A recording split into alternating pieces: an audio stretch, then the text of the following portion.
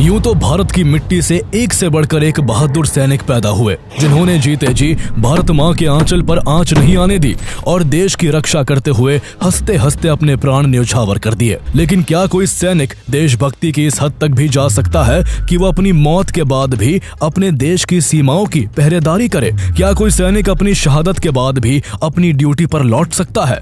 ये सवाल किसी को भी अंदर तक झकझोरने के लिए काफी है। लेकिन कमाल की बात यह है कि ये कोई कल्पना या सुनी सुनाई कहानी नहीं, बल्कि वास्तविक घटना है जिसे इंडियन आर्मी भी सच मानती है। भारत चीन सीमा की उन पहाड़ियों पर जहां हर सांस बर्फ की तरह ठंडी और हर रात मौत जितनी लंबी होती है, वहां आज भी उस शहीद सैनिक की प्रेजेंस महसूस की जाती है। उस शहीद सैनिक के साथियों का विश्वास है कि जब भी नाथू ला पर कोई सैनिक अपनी ड्यूटी से मुंह मोड़ता है या फिर नींद की झपकियां लेता है, तब वो शहीद सैनिक जोरदार चांटा जड़कर उसे झकझोर कर उठा देता है। हैरानी की बात यह है कि चीनी सैनिकों ने भी इंडिया चाइना बॉर्डर पर उनकी प्रेजेंस को कंफर्म किया है। ये कहानी है भारत के लेजेंडरी सोल्जर बाबा हरभजन सिंह की, जो मौत के बाद भी अपनी ड्यूटी निभाते रहे। और हैरानी की बात यह है कि इसके लिए उन्हें सैलरी भी दी जाती रही। उन्हें हर साल 2 महीने की छुट्टियां भी दी जाती और यहाँ तक कि प्रमोशन देकर उन्हें सिपाही से कैप्टन बना दिया गया। आर्मी के नियमों के मुताबिक करीब 38 साल की ड्यूटी के बाद उन्हें साल 2006 में एक जीवित सोल्जर की तरह रिटायरमेंट भी दिया गया। बाबा हरभजन सिंह का जन्म 30 अगस्त 1946 को पंजाब के सरदारपुरा गांव में एक साधारण किसान परिवार में हुआ था। 1947 में पार्टीशन के बाद सरदारपुरा पाकिस्तान का हिस्सा बन गया, इसलिए हरभजन सिंह का परिवार भारत आ गया और भारत के पंजाब राज्य के कपूरथला में आकर बस गया। उनकी अपब्रिंगिंग ग्रामीण ट्रेडिशंस के बीच हुई, जहां हार्ड वर्क, ऑनेस्टी और डिसिप्लिन हर घर की पहचान थी। उन्होंने अपनी प्राइमरी एजुकेशन अपने गांव के ही एक स्कूल से पूरी की और फिर आगे की पढ़ाई के लिए उनका एडमिशन डीएवी हाई स्कूल में करवा दिया गया, जहां से मार्च 1965 में उन्होंने 10वीं की परीक्षा पास की। वो बिल्कुल साधारण परिवार से आए थे, लेकिन बचपन से ही उनके दिल में गहरी देशभक्ति की भावना थी। यही वो कारण था कि 10वीं परीक्षा पास करने के तुरंत बाद वो आर्मी की भर्तियों में जाने लगे और अपनी काबिलियत के दम पर उसी साल इंडियन आर्मी में शामिल हो गए। 30 जून 1965 को उन्हें कमीशन मिला और सिपाही के तौर पर उन्हें 14 राजपुताना राइफल्स में शामिल कर लिया गया। उस दौरान भारत और पाकिस्तान के बीच भयंकर युद्ध छिड़ा हुआ था और कहा जाता है कि उन्होंने उम्र कम होने के बावजूद इस युद्ध में वीरता दिखाते हुए दुश्मनों के दांत खट्टे कर दिए थे। उनकी बहादुरी को देखते हुए उनका ट्रांसफर 23rd पंजाब रेजिमेंट में कर दिया गया, जो सिक्किम में भारत चीन के सीमा पर रहकर देश की सुरक्षा करती थी। हरभजन सिंह को नाथू ला पास पर पोस्टिंग मिली, जो इंडिया और तिब्बत को जोड़ने वाला एक रिमोट और स्ट्रेटेजिकली वाइटल पॉइंट है। 1962 के सीनो इंडियन वॉर के बाद बॉर्डर पर सिचुएशन टेंस बनी रहती थी, इसलिए यहाँ तैनात सोल्जर्स को हर वक्त चाइनीज इंट्रूशन की संभावना की वजह से अलर्ट रहना पड़ता था। नाथू ला की खतरनाक चट्टानें, बर्फीले तूफान, ठंडी हवाएं और कम ऑक्सीजन हर दिन यहाँ तैनात सैनिकों की सहन शक्ति को टेस्ट करती थी। इतने मुश्किल हालात में यहाँ हरभजन सिंह को अपने साथियों के साथ काम चलाऊ बंकर्स में रहना पड़ता था। हरभजन सिंह के कंधों पर रिमोट आउटपोस्ट पर तैनात अपने साथियों तक फूड और एम्यूनिशन सप्लाई पहुंचाने की भी जिम्मेदारी थी। उन्हें यह सामान खच्चरों पर लाद कर भयानक ठंड में बर्फीले रास्तों पर कई किलोमीटर की यात्रा करके ले जाना पड़ता। बेशक परिस्थितियां बहुत ही खतरनाक थी, लेकिन वो अपनी ड्यूटी को पूरे डेडिकेशन के साथ निभाते। नाथू ला की जिंदगी करेज मांगती थी और हरभजन सिंह ने हर टास्क में इसे साबित करके दिखाया। यही वजह थी कि उनकी डेडिकेशन और सिंसेरिटी के चलते उनके साथी सिपाही और कमांडिंग ऑफिसर्स उनकी काफी इज्जत करते थे। लेकिन 4 अक्टूबर 1968 को उनकी जिंदगी में एक ऐसा भूचाल आने वाला था जिसकी कल्पना किसी ने बुरे सपने में भी नहीं की होगी। 4 अक्टूबर 1968 को हरभजन सिंह कई खच्चरों पर सामान लादकर बटालियन हेडक्वार्टर तेकुला से डेंगचूकला की ओर निकले। उस दौरान सिक्किम और वेस्ट बंगाल का नॉर्थ का इलाका लगातार हो रही भारी बारिश के कारण लैंडस्लाइड और फ्लड जैसे नेचुरल डिजास्टर से जूझ रहा था और इसने वहां की हजारों जिंदगियां निगल ली थी। रास्ता बर्फीला और काफी फिसलन भरा था, इसलिए हरभजन सिंह बहुत संभल कर चल रहे थे। लेकिन तभी अचानक उनका पैर फिसल गया और वो एक तेज धारा वाली नदी में जा गिरे। नदी के तेज बहाव के कारण वो काफी दूर तक बहते चले गए। चूंकि वो उस वक्त अकेले थे, इसलिए किसी को भी उनके साथ हुए हादसे का पता नहीं चल सका। जब देर रात तक भी हरभजन सिंह देंगचूकला नहीं पहुंचे तो उनके साथी सिपाहियों को किसी अनहोनी की आशंका होने लगी। उन्होंने इसकी खबर अपने हायर रैंक के अधिकारियों को दी। इसके तुरंत बाद हरभजन सिंह की खोज शुरू कर दी गई। लगातार 5 दिनों तक सर्च ऑपरेशन चलता रहा, लेकिन हरभजन सिंह कहीं नहीं मिले। अफसोस की बात यह थी कि उनके 5 दिनों तक न मिलने पर उन्हें भगोड़ा घोषित कर दिया गया। इससे उनके साथी काफी आहत हुए, क्योंकि वो जानते थे कि हरभजन सिंह मैदान छोड़ने वालों में से नहीं, बल्कि हर मुश्किल के आगे सीना तानकर खड़े रहने वालों में से थे। लेकिन तभी कहानी में एक एक्स्ट्राऑर्डिनरी ट्विस्ट आता है। जिस दिन उन्हें भगोड़ा घोषित किया गया, उसी रात प्रीतम सिंह नाम के सैनिक को एक अजीब सपना आता है। प्रीतम सिंह हरभजन सिंह के सबसे अच्छे दोस्त थे। प्रीतम सिंह के सपने में उस रात हरभजन सिंह आते हैं, जो उन्हें बताते हैं कि उनकी मृत्यु हो चुकी है। वो सपने में अपने दोस्त को यह भी बताते हैं कि उनकी मौत कैसे हुई थी और उनका शरीर इस वक्त कहाँ मिलेगा। जैसे ही सपना खत्म हुआ, प्रीतम सिंह हड़बड़ाकर उठ गए और भागकर अपने साथी सैनिकों को इस सपने के बारे में बताया। उनकी कहानी सुनकर हर कोई हैरान था। जहां कुछ सैनिक उसे बस प्रीतम सिंह के मन का वहम बताकर उनका मजाक उड़ाते हैं, तो वही कुछ सैनिक ऐसे भी थे जिन्हें यह सपना सच लगता है। वो फैसला करते हैं कि सपने में हरभजन सिंह ने जिस जगह पर अपनी बॉडी को बताया था, वो वहां जाकर देखेंगे। अगले दिन कुछ सैनिक सपने में हरभजन सिंह द्वारा बताई गई लोकेशन पर उन्हें खोजने के लिए पहुंच गए। वो अभी कुछ ही मीटर सर्च कर पाए थे कि तभी उन्होंने जो देखा, उसे देख उनकी आंखें खुली की खुली रह गई। उन्होंने देखा कि वही पास में हरभजन सिंह की बॉडी पड़ी हुई है। जिस काम को सेना 5 दिन की खोज के बाद भी नहीं कर पाई थी, वो महज एक सपने की बदौलत कुछ ही मिनटों में हो गया था। ये देखकर वहां मौजूद हर सैनिक हैरान था। कुछ सैनिकों को काफी शर्मिंदगी भी महसूस हुई, क्योंकि हरभजन सिंह को पहले कायर समझकर भगोड़ा घोषित कर दिया गया था। लेकिन इसके बाद सेना ने अपनी गलती सुधारी और हरभजन सिंह को शहीद घोषित कर पूरे सैन्य सम्मान के साथ उनका अंतिम संस्कार किया गया। इतना ही नहीं, उन्हें इंडिया के 2nd highest bravery honour Mahavir चक्र से भी सम्मानित किया गया। लेकिन कहानी में अभी एक रोमांचक मोड़ आना बाकी था। हरभजन सिंह अपनी मौत के बाद भी कुछ ऐसा करने वाले थे जिससे भारतीय सेना की काफी मदद और चाइनीज सैनिकों की भारी आफत होने वाली थी। कुछ दिन तक तो हर रोज की तरह सब कुछ नॉर्मल रहा, लेकिन कुछ दिन बाद नाथू ला पर स्टेशन सोल्जर्स को रात में अक्सर स्ट्रेंज ड्रीम्स आने लगते हैं। उनके सपने में हरभजन सिंह आते हैं, जो उन्हें आने वाले खतरों से आगाह करते हैं और दुश्मन की मूवमेंट्स के बारे में भी बताते हैं। कई सैनिकों ने तो यहाँ तक कहा कि हरभजन सिंह ने उन्हें सपने में कहा है कि मेरा शरीर भले ही खत्म हो गया है, लेकिन मेरी आत्मा ऑन ड्यूटी रहेगी। मेरे लिए यहाँ एक मंदिर बना देना, जहाँ से मैं अपने देश की सेवा करता रहूंगा। शुरुआत में ऑफिसर्स ने इसे लाइटली लिया, लेकिन धीरे धीरे जब ये घटनाएं बढ़ने लगी और कई बार ऑन ड्यूटी सिपाहियों ने उनकी मौजूदगी को महसूस किया, तो सभी हैरान रह गए। जब भी कोई किसी घटना का शिकार होने वाला होता, तो पहले ही किसी अनदेखी आवाज से रुक जाता। ऐसे में साथी सैनिकों को एहसास होने लगा कि हरभजन सिंह एक अदृश्य पहरेदार बनकर उनके साथ है। जब इस तरह की बातें बढ़ने लगी, तो कुछ हाई रैंक ऑफिसर्स खुद इस मामले की जांच के लिए नाथूला पहुंचते हैं, लेकिन वो भी तब चौंक जाते हैं जब उन्हें खुद भी हरभजन सिंह की मौजूदगी का अनुभव होता है। धीरे धीरे साथी सैनिकों का विश्वास और मजबूत हो गया कि हरभजन सिंह अपनी मौत के बाद भी उनके साथ ड्यूटी कर रहे हैं। उनकी प्रेजेंस भले ही फिजिकल रूप में अनसीन थी, लेकिन ट्रूप्स के लिए उनके होने भर का एहसास ही उनका हौसला बन गया। इसके बाद सैनिकों के बीच उनके स्पिरिट के सुपरनैचुरल एक्ट्स की स्टोरीज फैलने लगी। कुछ ने कहा कि उन्होंने उन्हें ट्रेचरस माउंटेन पासेस पर रात में पेट्रोलिंग करते हुए देखा है, तो दूसरों ने नोटिस किया कि उनके नाम पर रखी वाटर बॉटल्स मिस्टीरियसली सुबह तक खाली हो जाती है, जैसे कि उन्होंने ड्यूटी से आने के बाद इन्हें पिया हो। बहुत से सैनिकों ने माना कि हरभजन सिंह ने उनको एम्बुशेस, एक्सीडेंट्स और नेचुरल डिजास्टर से प्रोटेक्ट किया है। सिर्फ सैनिक ही नहीं, वहां आसपास के लोकल्स को भी एक अदृश्य आत्मा के होने का एहसास होता है। इसके बाद उन्हें देवता का दर्जा देकर बाबा हरभजन सिंह कहा जाने लगा।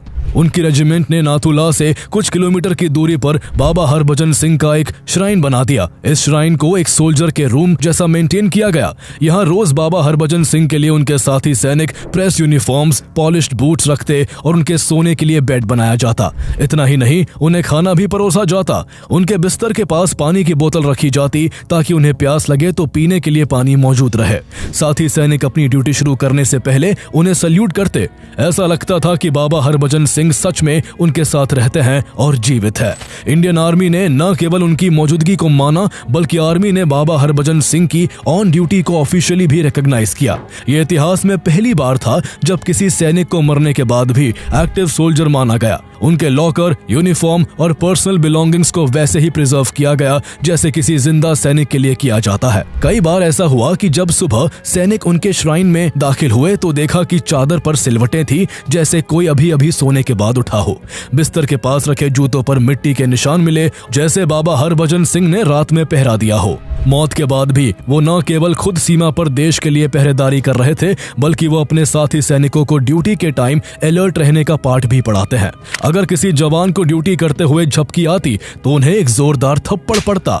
नाथूला पर पोस्टेड कोई भी सैनिक अगर ड्यूटी के दौरान लापरवाही बरतता तो बाबा हरभजन सिंह उसे झकझोर कर उठा देते थे। सैनिकों के लिए उनकी मौजूदगी एक प्रेरणा बन गई। उन्हें लगता कि जब एक सैनिक मरने के बाद भी अपनी ड्यूटी निभा रहा है तो उसे जिंदा रहते हुए ऐसा करने में जरा भी लापरवाही नहीं करनी चाहिए। बाबा हरभजन सिंह की सच्ची देशभक्त आत्मा के चलते सैनिकों में यह विश्वास बन गया कि चाहे कितनी भी भयंकर ठंड हो, चाहे कितने ही बर्फीले तूफान सरहद को हिलाने की कोशिश करे, चाहे दुश्मन कितनी भी घात लगा ले, बाबा हरभजन सिंह उनके साथ मौजूद है जो उन्हें कोई भी अनहोनी और हमला होने से पहले सतर्क कर देंगे। हैरानी की बात यह है कि ऐसा सिर्फ भारतीय सैनिक ही नहीं महसूस करते बल्कि इसका एहसास चाइनीज सोल्जर्स को भी होता है।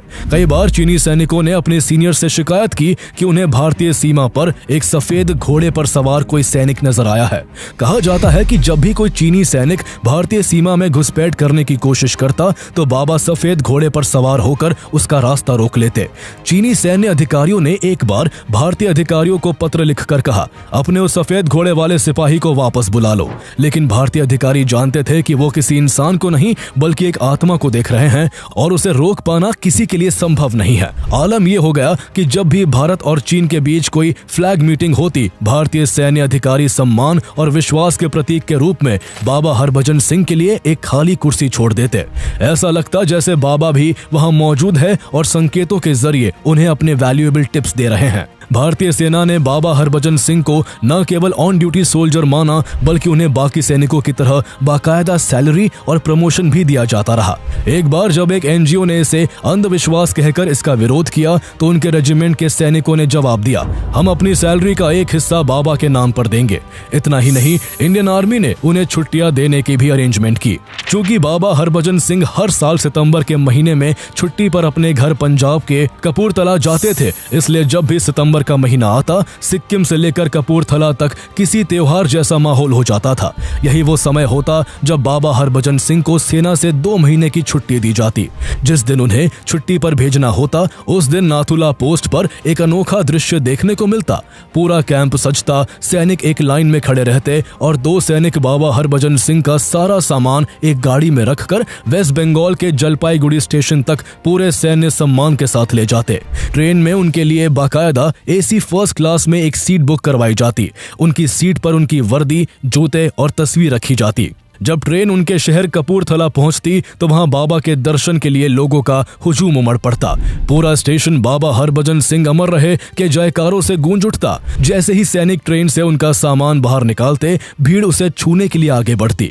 बाबा हरभजन सिंह की मां के लिए 15 सितंबर का दिन किसी सपने जैसा होता।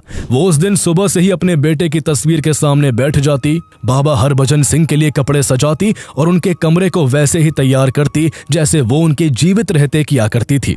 2 सेना के जवान उस दिन बाबा हरभजन सिंह का सामान उनके घर दे जाते और ऐसा माना जाता कि वो छुट्टियों के लिए वापस घर आ गए हैं। इसके बाद उनके घर में रौनक लौट आती। वहां लंगर लगाया जाता, लोग उनके दर्शन के लिए आते और पूरा गांव भक्ति में डूब जाता। लेकिन जिस दिन बाबा वापस ड्यूटी पर जाते, उनके घर के साथ साथ पूरा गांव सूना पड़ जाता। 15 नवंबर का दिन बाबा के वापस ड्यूटी पर लौटने का दिन होता। उस दिन 2 सैनिक उनके घर पहुंचते, कमरे से उनका सामान लेते और ट्रेन से उन्हें वापस ले जाते। जब जब बाबा हरभजन सिंह को छुट्टी पर भेजा जाता, सेना को विशेष रूप से अलर्ट कर दिया जाता और चौकसी बढ़ानी पड़ती। कई बार इंडिया चाइना के बीच जब बॉर्डर पर टेंशन बढ़ जाती तो उनकी छुट्टियों को कैंसिल भी कर दिया जाता। बाबा हरभजन सिंह की लेजेंड सिर्फ नाथुला के रोजमर्रा के रूटीन्स तक सीमित नहीं रही, ये मिलिट्री ऑपरेशंस और वॉर टाइम विजिलेंस तक फैल गई। चीनियों के साथ कई झड़प के दौरान बाबा हरभजन सिंह की ब्लेसिंग्स की स्टोरीज उनके रेजिमेंट में फैलने लगी। कई सोल्जर्स ने माना कि बाबा ने कई बार क्रिटिकल सिचुएशंस में उन्हें अलर्ट किया। बाबा हरभजन सिंह की मौत के बाद भी उनके परिवार को उनकी सैलरी दी जाती रही और उन्हें प्रमोशन भी मिलते रहे। समय के साथ उन्हें सिपाही से प्रमोट करके कैप्टन बना दिया गया। सेना के नियमों के तहत साल 2006 में बाबा हरभजन सिंह का टेन्योर खत्म होना था, इसलिए उसी साल उन्हें फॉर्मली इंडियन आर्मी से रिटायर कर दिया गया। हालांकि रिटायरमेंट के बाद भी बाबा हरभजन सिंह की आत्मा को बॉर्डर पर ही महसूस किया जाता रहा। ऐसे में माना गया कि जो देशभक्त सैनिक मरने के बाद भी अपनी ड्यूटी निभा रहा है, वो भला रिटायरमेंट जैसी फॉर्मेलिटी को कहां ही मानेगा। इसलिए उनके ऑफिशियल रिटायरमेंट के बाद भी उनकी सर्विस बदस्तूर जारी रही। उन्हें हर बार की तरह छुट्टियों पर भी भेजा जाता रहा। 2017 तक इंडियन आर्मी उन्हें पहले की तरह ही ट्रेन में सीट बुक करवाकर उनके घर भेजती रही। लेकिन 2017 में कुछ लोग इंडियन आर्मी पर अंधविश्वास फैलाने का आरोप लगाकर कोर्ट चले गए। इसके बाद बाबा को उनके घर भेजने का सिलसिला थम गया। माना जाता है कि बाबा हरभजन सिंह अब बिना किसी छुट्टी के 12 के 12 महीने नाथुला में ही ड्यूटी करते हैं। नाथुला में आज भी उनकी अखंड ज्योति जलती है। समय के साथ उनकी आस्था का दायरा सैनिकों से आगे बढ़कर आम लोगों तक भी पहुंचा। शुरू में जहां उनका मंदिर एक छोटे से बैरक में था, वहां एक भव्य मंदिर बना दिया गया, जहां 3 सैनिक बाबा के लिए उनके कपड़े, जूते, खाने का सामान, पानी की बोतल और उनका बेड तैयार करते हैं। बाद में डोकलाम से सिर्फ 4 किलोमीटर की दूरी पर बाबा हरभजन सिंह का एक और मंदिर बनाया गया, जिसे आज लोग न्यू बाबा मंदिर के नाम से जानते हैं। मंदिर के मुख्य कक्ष में बाबा हरभजन सिंह की पीतल की मूर्ति और उनकी युवावस्था की बड़ी तस्वीरें लगी है। जब उनकी मृत्यु हुई थी तब उनकी उम्र महज 22 साल थी। न्यू बाबा मंदिर चीन की सीमा से इतना करीब होने के बावजूद यहाँ दिन भर सैनिक और नागरिक बाबा के मंदिर में दर्शन के लिए आते रहते हैं। श्रद्धालु यहाँ प्रार्थना करते हैं और अपनी मनोकामनाएं व्यक्त करते हैं। मंदिर में रखी कॉपियों में लोग अपनी मन्नतें लिखते हैं और मानते हैं कि जब बाबा अपनी ड्यूटी पूरी करके लौटेंगे तो उसे पढ़कर उनकी हर इच्छा पूरी करेंगे। बाबा हरभजन सिंह के प्रति श्रद्धा और विश्वास का अंदाजा इसी बात से लगाया जा सकता है कि भारतीय सैनिक गैंगटॉक बेस से ड्यूटी पर जाते समय बाबा के मंदिर जाकर उनका आशीर्वाद लेना अपनी परंपरा मानते हैं। एक बार बाबा हरभजन सिंह के भाई रतन सिंह के मन में बाबा के घर में रहने को लेकर डाउट पैदा हो गया था। कहा जाता है कि इसके बाद बाबा हरभजन सिंह ने उनके सामने आकर उनका डाउट क्लियर किया। एक न्यूज चैनल से बात करते हुए रतन सिंह ने बताया कि जब वो एक खाट पर सोए हुए थे तो किसी ने उनके ऊपर चादर उड़ा दी। वो हैरान होकर उठ गए। तभी उनके सामने बाबा हरभजन सिंह प्रकट हो गए और बोले, मैं तुम्हारा भाई हूँ, डरने की कोई जरूरत नहीं है। इसके बाद रतन सिंह ने अपनी माँ की मौत के बाद घर के एक हिस्से में बाबा हरभजन सिंह का मंदिर बना दिया।